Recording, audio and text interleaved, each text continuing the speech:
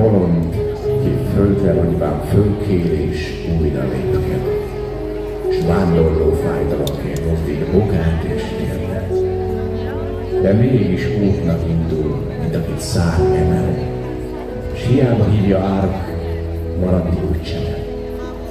S ha kérdezett, miért nem, még visszaszól talán, hogy várja őt az asszony, s egy bölcsebb színhalál.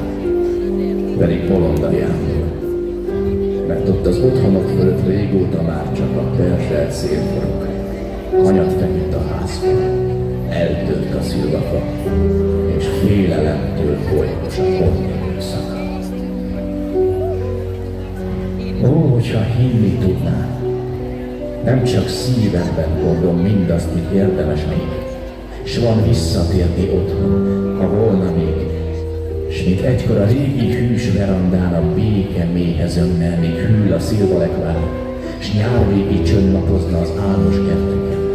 A lomb között gyümölcsök rinnának meztelen, és fanni várna szőkén a rőt sövény előtt, s árnyékot írna lassan a lassú délelőtt. De hisz lehet talán még, a hold ma oly kerek, ne menj tovább, barátom, kiálts rám, s fölkelek.